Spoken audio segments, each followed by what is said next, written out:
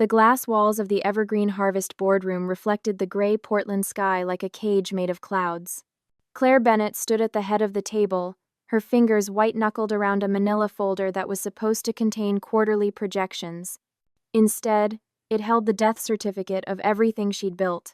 23 faces stared back at her. Board members, investors, vultures in Brooks, brothers' suits. And at the far end, sipping whiskey like he was watching Sunday football, sat her father. Harold Bennett didn't even have the decency to look guilty. His silver hair was perfectly combed, his $1,000 watch catching the light as he raised his glass in a mock toast. Beside him, her brother Ethan leaned back in his chair, that same smug smile he'd worn since childhood, the one that said he'd gotten away with something and knew she couldn't touch him. "Motion carries," the head of Pacific Naturals announced, his voice slicing through the tension like a blade. As of today, Pacific Naturals holds a 25% stake in Evergreen Harvest. The room erupted in polite applause.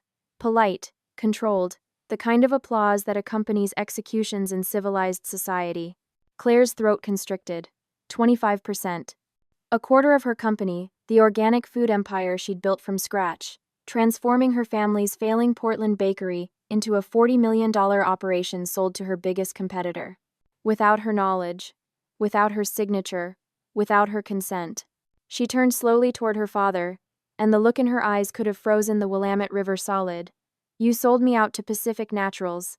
The words came out quiet, deadly quiet, the kind of quiet that precedes earthquakes.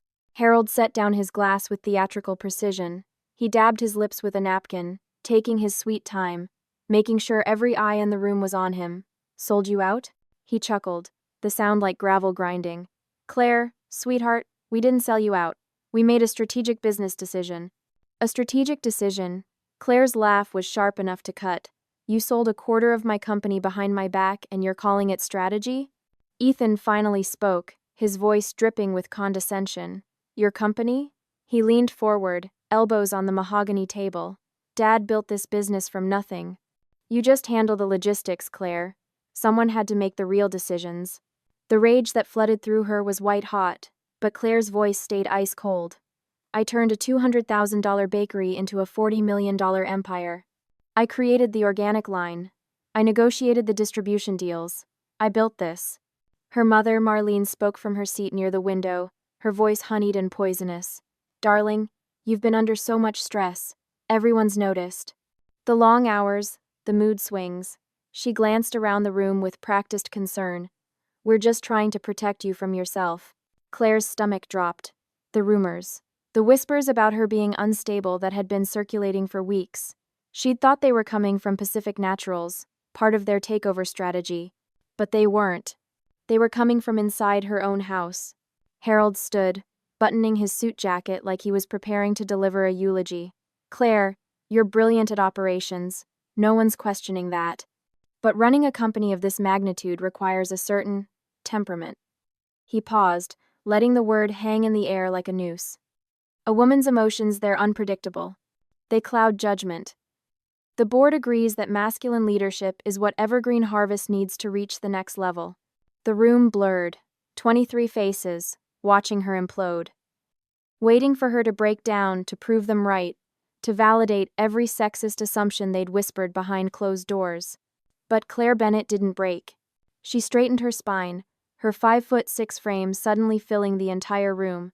She looked at the folder in her hands. 5 years of late nights, sacrificed relationships, bleeding herself dry for a family that saw her as nothing but a useful tool. Then she looked at her father. "Masculine leadership," she repeated slowly. "Like the masculine leadership that nearly bankrupted us in 2019? Like the masculine leadership that got us sued for labor violations? Like the masculine leadership that I had to clean up, over and over, while you took credit for my wins and blamed me for your losses?" She ripped the name tag from her blazer. Claire Bennett, CEO, and let it fall to the table with a soft click that sounded like a gunshot. "You know what? You're right. This does require a certain temperament."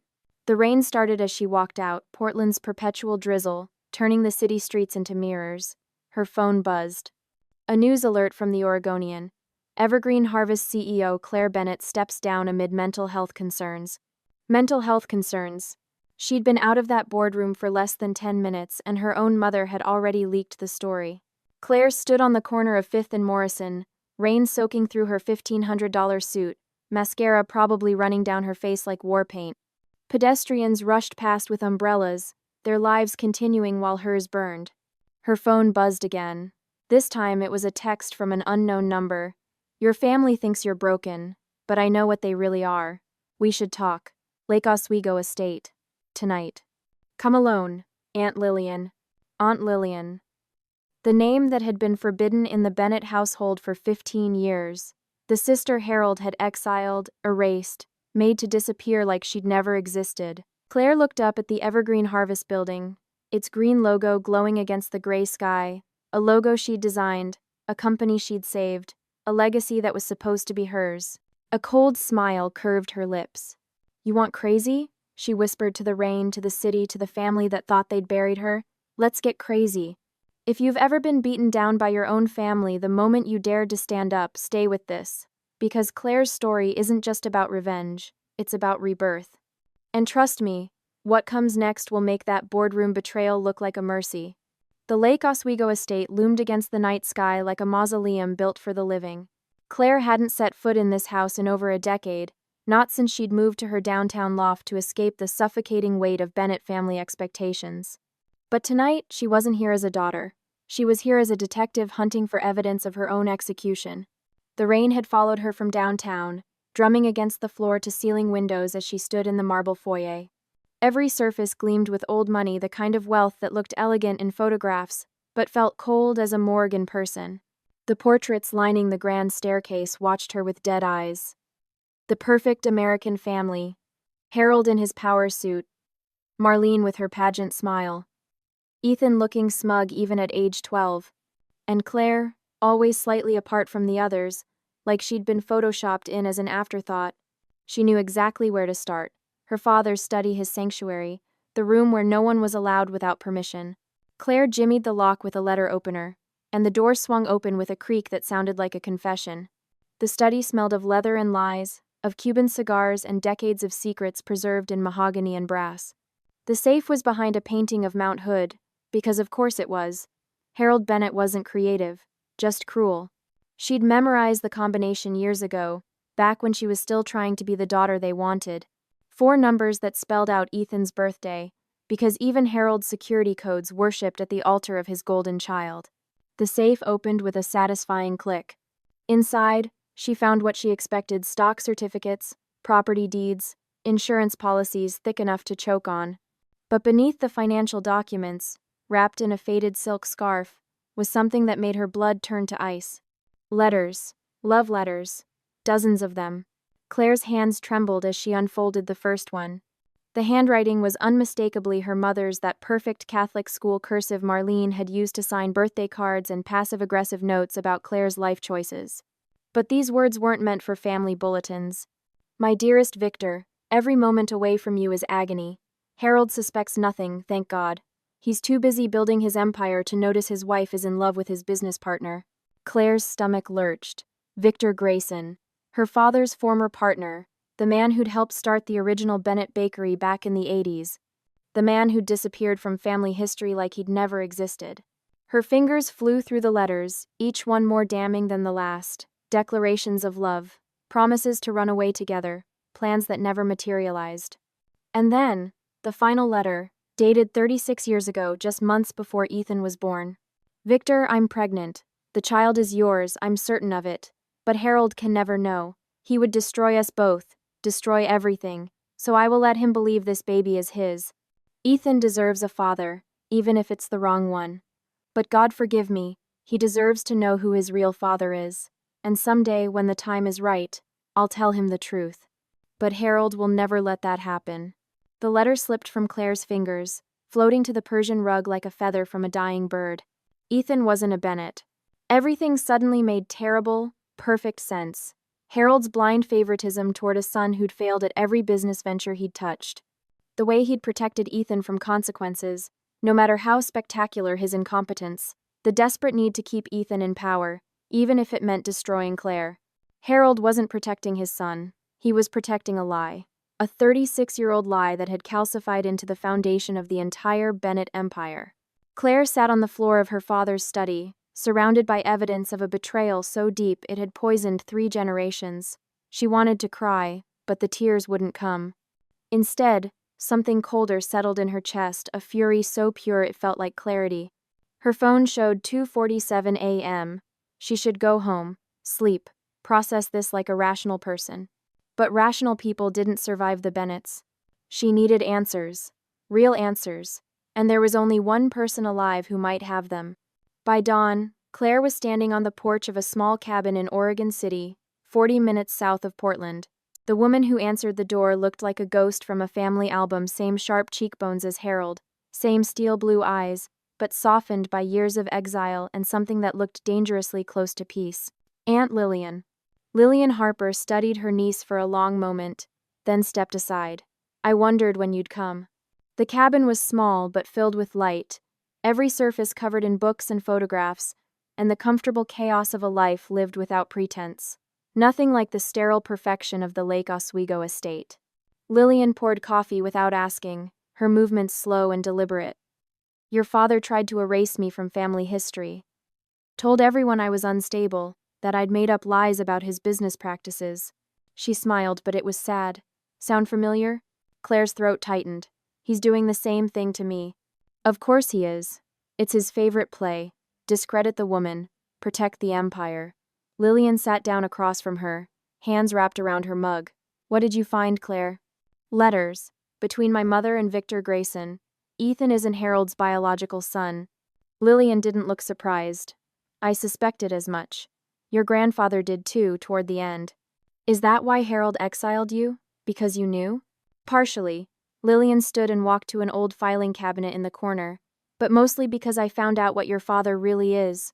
She pulled out a thick accordion folder, the kind lawyers use for complex cases, and set it on the coffee table between them with a heavy thud. Your father didn't build Evergreen Harvest, Claire. He stole it. From your grandfather, from the investors, from every person who trusted him. Lillian's voice was steady, but her eyes blazed. Albert Bennett, your grandfather, started that company with integrity. When he died, Harold took everything and twisted it into something corrupt. Claire opened the folder with shaking hands. Tax documents, bank statements, transfers to offshore accounts in the Cayman Islands. Fake receipts for charitable donations to eco-foundations that didn't exist. Financial records showing years of systematic fraud. How did you get all this? I was the company accountant before Harold kicked me out. I kept copies of everything, hoping someday it would matter. Lillian reached deeper into the folder and pulled out a police report, yellowed with age. But this is what will destroy him. Claire read the header. Traffic Fatality Investigation. Albert Bennett, the 15th of March 1998. Her grandfather, the founder of Bennett Bakery, the man whose tragic accident had cleared Harold's path to absolute power. She scanned the report, her vision blurring. Then she saw it, a single line in the investigating officer's notes, handwritten in faded ink. Break line shows evidence of tampering. Family requested no further investigation. Case closed per Harold Bennett's request. The folder fell from Claire's hands, papers scattering across the hardwood floor like evidence at a crime scene. He killed him, she whispered. Harold killed his own father. Lillian's face was carved from stone. And then he spent 27 years building an empire on that grave. Claire looked up at her aunt, and in that moment, something fundamental shifted inside her. The dutiful daughter died. The woman who'd spent 35 years trying to earn her family's love and respect burned away like morning fog. What remained was something sharper, colder, unbreakable. Help me, Claire said. Help me burn it all down. Lillian Harper smiled, and it was the smile of someone who'd been waiting 15 years for exactly this moment. The only way to cleanse a poisoned tree, Claire, is to burn it to the roots. And in Claire's eyes, the fire had already started. The invitation arrived on cream-colored cardstock, embossed with gold lettering that screamed old money and false civility. You are cordially invited to a family reconciliation dinner at Multnomah Falls Lodge. Let us mend what has been broken. Harold read it twice, his eyes narrowing with suspicion. Marlene clutched her pearls, literally. Ethan smirked like he'd already won a game no one else was playing. They had no idea they were walking into their own funeral. 3 weeks of planning. 3 weeks of Claire playing the broken daughter, making apologetic phone calls, sending flowers with cards that said I'm sorry for overreacting. 3 weeks of them believing they'd finally beaten her into submission.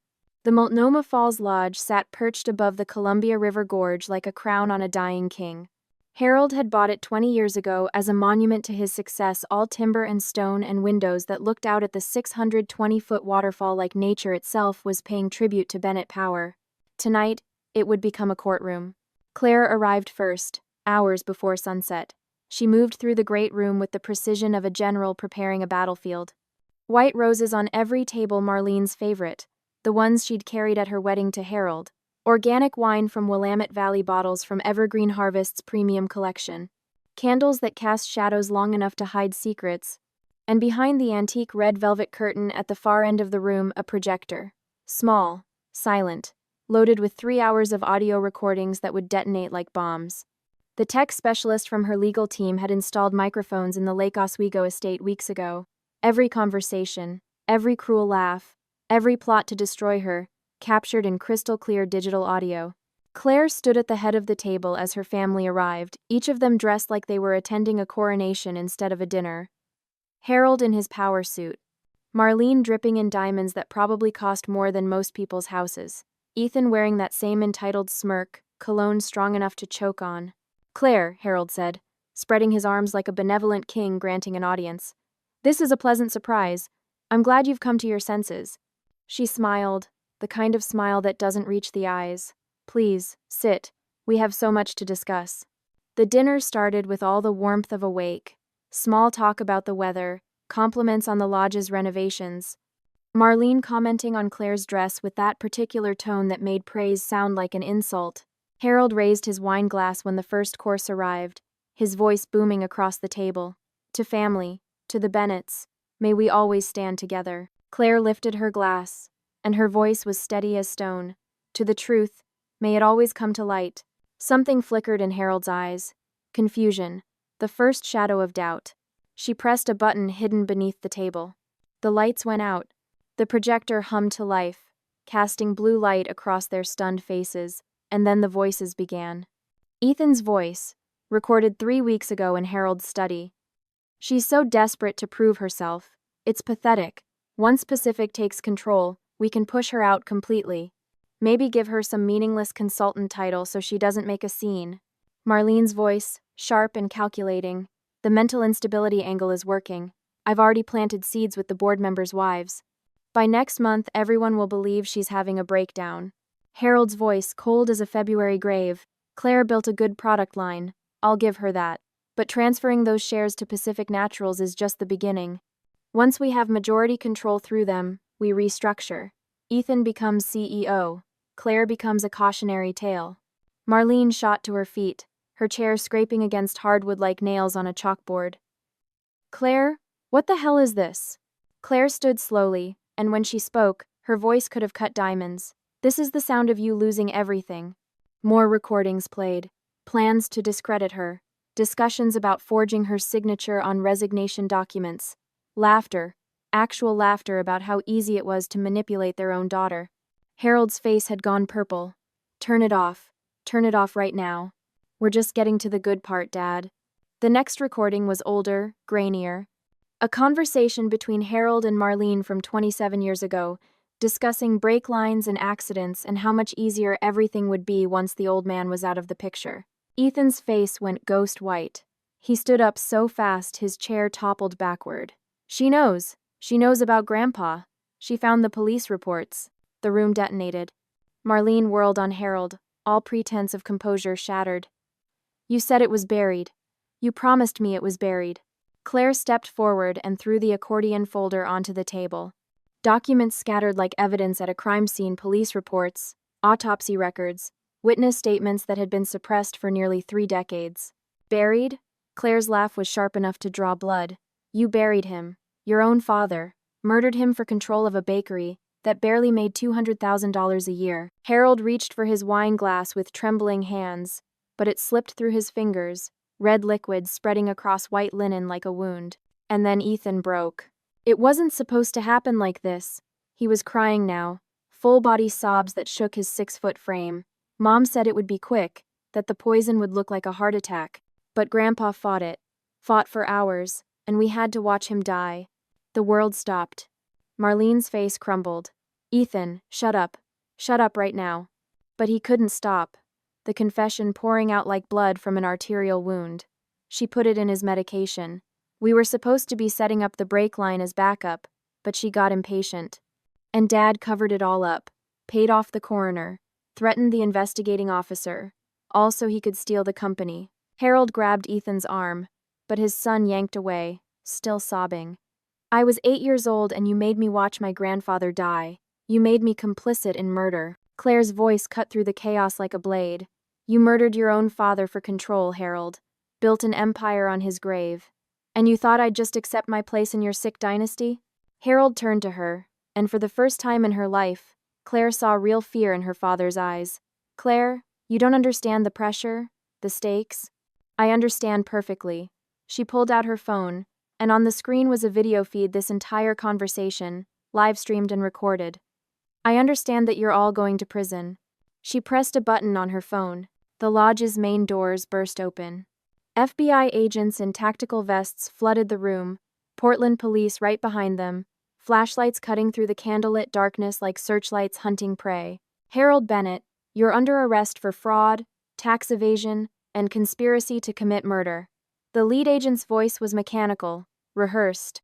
Handcuffs clicked around Harold's wrists with the finality of a closing coffin. Ethan was pulled away screaming for his mother, mascara-streaked face contorted in panic. Mom, tell them it wasn't me. Tell them you made me do it. But Marlene just stood there, frozen, staring at Claire across the wreckage of their family dinner. The woman who'd given birth to her. The woman who'd taught her to set a table and smile through pain and never, ever make a scene. The woman who'd poisoned her own father-in-law and spread lies about her daughter's mental stability without losing a single night's sleep. You raised me to be obedient, Mom, Claire said quietly, and her voice carried across the chaos like a prayer. You should have raised me to forgive. An officer moved to cuff Marlene, and she finally looked away, her perfect composure cracking like porcelain hitting concrete. Claire walked out of Multnomah Falls Lodge as her family was read their rights, sirens echoing off the gorge walls, red and blue lights painting the waterfall in colors that looked like justice. She didn't look back, not once. Behind her, the Bennett empire was burning, and Claire was finally free. 3 weeks after Multnomah Falls, the headlines screamed across every news outlet in Oregon. Bennett family empire crumbles. CEO Claire Bennett exposes decades of fraud and murder. The Oregonian ran a front-page photo of Claire leaving the Multnomah County Courthouse, flashbulbs exploding around her like small supernovas. She looked exhausted, victorious, utterly alone. Harold, Marlene, and Ethan were awaiting trial in separate facilities. Their assets frozen, their reputations destroyed. The Bennett name, once synonymous with success and organic innovation, now meant corruption, betrayal, and blood money. But standing in the empty executive office of Evergreen Harvest, Claire felt none of the satisfaction she'd expected. Victory didn't taste sweet. It tasted like ash and endings and the hollow echo of everything she'd lost along the way. The office was a museum of lies. Awards with her father's name on them for achievements she'd earned. Photos of the perfect family at company events, everyone smiling like they hadn't been plotting each other's destruction. Plaques celebrating milestones built on fraud and murder. Claire worked methodically, clearing shelves, dropping frames into cardboard boxes destined for the incinerator. Each photo felt like cutting away dead tissue. Her mother's pageant smile. Her father's power pose. Ethan looking smug at his college graduation, a degree Harold had bought with embezzled company funds. She picked up the last frame, a photo from her 21st birthday. The whole family gathered at the original bakery, back when she still believed they were capable of love. Young Claire beamed at the camera, holding a cake she'd probably baked herself, surrounded by people who would spend the next 14 years trying to erase her. Her hand trembled as she dropped it in the box. The phone rang. Unknown number. She almost didn't answer. Hello? Miss Bennett? The voice was young, female, uncertain. My name is Ava Mitchell. I know this is going to sound crazy, but I think we might share a father. Claire's world tilted sideways. She sat down hard in her father's leather chair, the same chair he'd used to sign off on deals that destroyed lives. "I'm sorry. Who is this?" "I'm 24. I was raised in foster care in Eugene." The voice on the other end was shaking now. "My birth certificate says father unknown, but my mother left me a letter before she died. She said Harold Bennett was my father. She said he paid her to disappear when she got pregnant, that he was already married and I would ruin everything." Claire's hand went to her mouth. Another secret. Another body buried in the Bennett family graveyard. "Where are you?" They met at a coffee shop in the Pearl District, neutral territory where neither of them had memories to haunt them. Claire arrived first, nursing an Americano and watching the door like she was waiting for a ghost. When Ava walked in, Claire's breath caught. She was tall, brunette, with sharp cheekbones and eyes that were unmistakably Harold's, that same steel blue that could cut through lies and excuses. But where Harold's eyes held cruelty, Ava's held something softer. Hope, maybe. Or the kind of resilience that comes from surviving things that should have broken you. They sat across from each other, two sisters who'd lived parallel lives in the same city, separated by their father's shame. "He never told you about me?" Ava asked, though her voice suggested she already knew the answer. Harold Bennett specialized in secrets. Claire pushed a folder across the table, DNA test results she'd ordered after the phone call, using samples from the FBI's evidence collection. "But the truth has a way of surfacing. You're my half-sister, Ava. The science doesn't lie." Ava's eyes filled with tears, but she blinked them back. "I've been alone my whole life. Bounced between 12 foster homes. Worked my way through community college. I saw the news about your family, about everything that happened.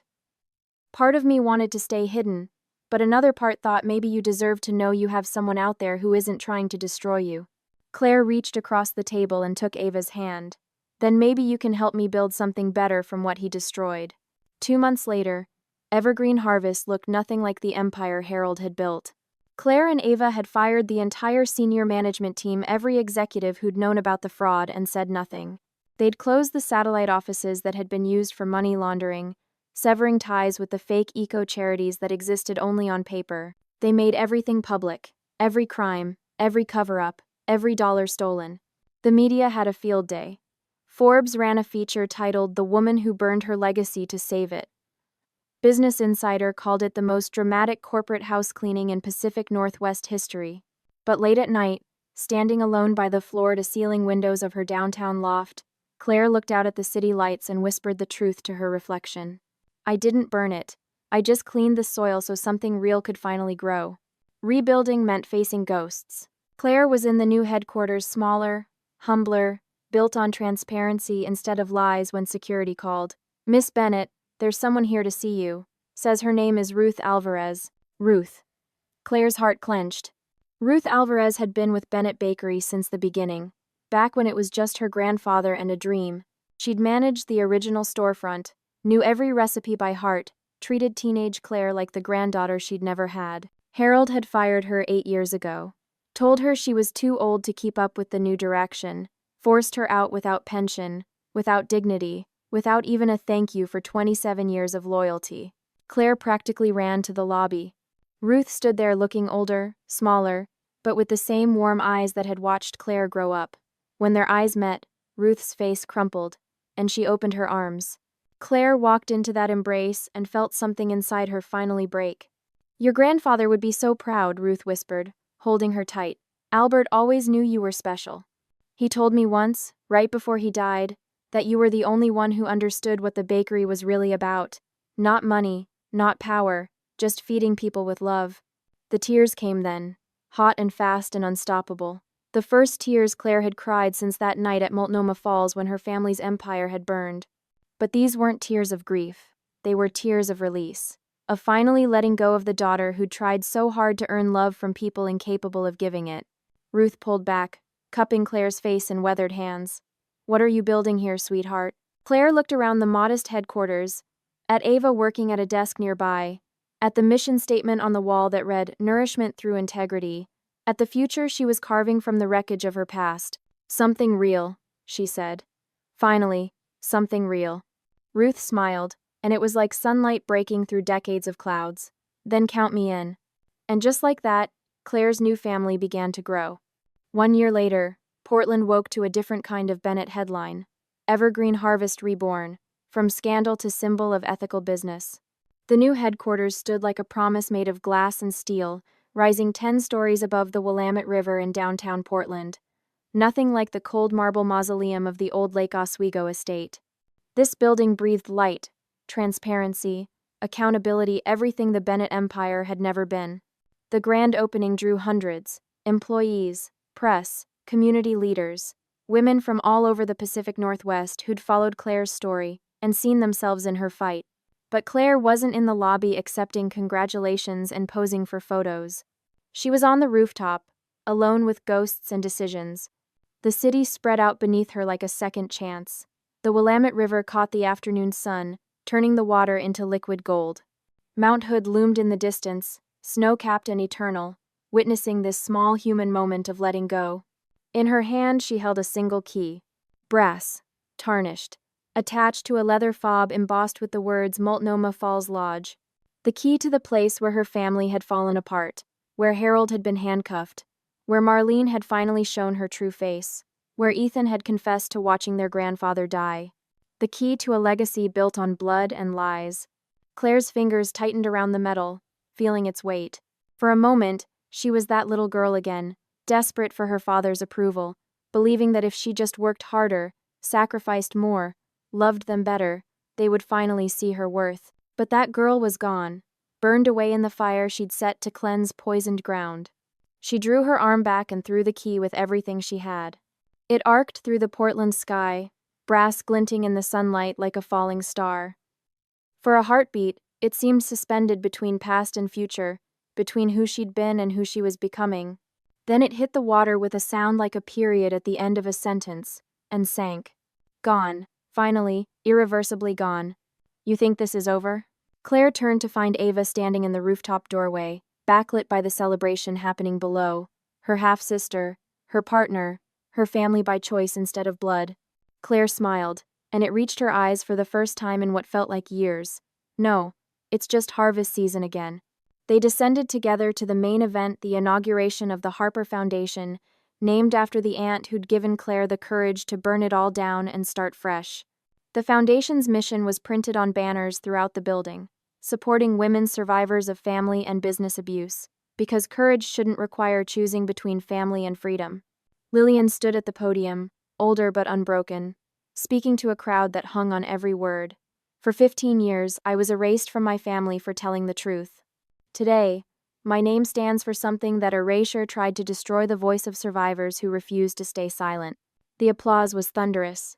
When it was Claire's turn to speak, the press pushed forward with microphones and cameras, hungry for sound bites. They'd been calling her everything from the face of feminine justice to the woman who destroyed a dynasty. A reporter thrust a microphone in her face.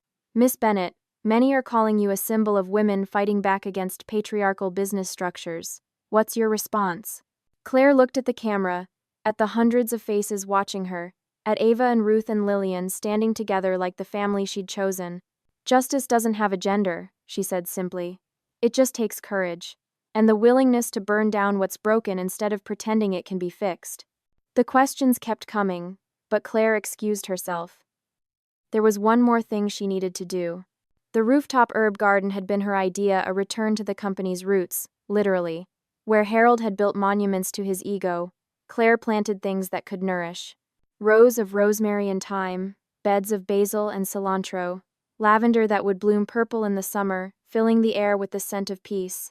She knelt in the soil, her hands dirty with honest work, planting seedlings that would become ingredients in Evergreen Harvest's products. Every plant grown ethically, every worker paid fairly, every dollar earned without exploitation. A young employee approached, clipboard in hand, fresh out of business school, full of energy and idealism, everything Claire used to be before her family tried to break her. Miss Bennett? The board is asking about next quarter's projections. What's the next big move for Evergreen Harvest? Claire sat back on her heels, wiping soil from her hands, and looked out at the river, the same river that had swallowed the key to her past, the same river her grandfather Albert used to walk beside, back when the bakery was just a dream and a recipe book. Growth, she said finally, but the kind that doesn't hurt anyone this time, the kind that lifts instead of crushes, the kind my grandfather would have recognized. The employee nodded, scribbling notes. They're saying we're revolutionizing ethical business practices in the food industry. We're just doing what should have been done from the beginning. Claire stood, brushing soil from her jeans, treating people like they matter, building something that doesn't require destroying others to succeed. As the young woman walked away, Ava appeared beside Claire, 2 cups of coffee in hand. They stood together in the garden, sister entrepreneurs, survivors of the same toxic legacy, architects of something better. You know what the best part is? Ava said, looking out at the city. Somewhere out there, in separate prison cells, they're watching us succeed without them. Harold always said family owns the throne. Turns out he was wrong. Claire sipped her coffee, and for the first time in her adult life, she felt something that had always been just out of reach. Peace. Not the absence of conflict, but the presence of purpose. The knowledge that she'd taken something poisoned and transformed it into medicine. Down below, the Willamette River flowed past the new Evergreen Harvest headquarters, carrying away old secrets, old keys, old versions of Claire who'd believed love meant accepting abuse. The old Bennett empire had crumbled to ash and rubble. Harold, Marlene, and Ethan would spend decades in prison, their wealth seized, their influence destroyed, their names becoming cautionary tales. But from those ashes, Claire had harvested something her father never understood. Redemption. Not for him, he was beyond that, but for the company, for the employees, for every woman who'd been told she wasn't enough. The camera pulls back slowly, showing Claire and Ava standing in the rooftop garden, surrounded by green growing things, with Portland spreading out beneath them like a canvas of second chances. The glass building catches the setting sun, turning into a beacon that can be seen across the city. A monument not to one person's power, but to what becomes possible when you have the courage to burn down broken legacies and plant something real. Claire had spent 35 years trying to earn her place in a family that saw her as expendable.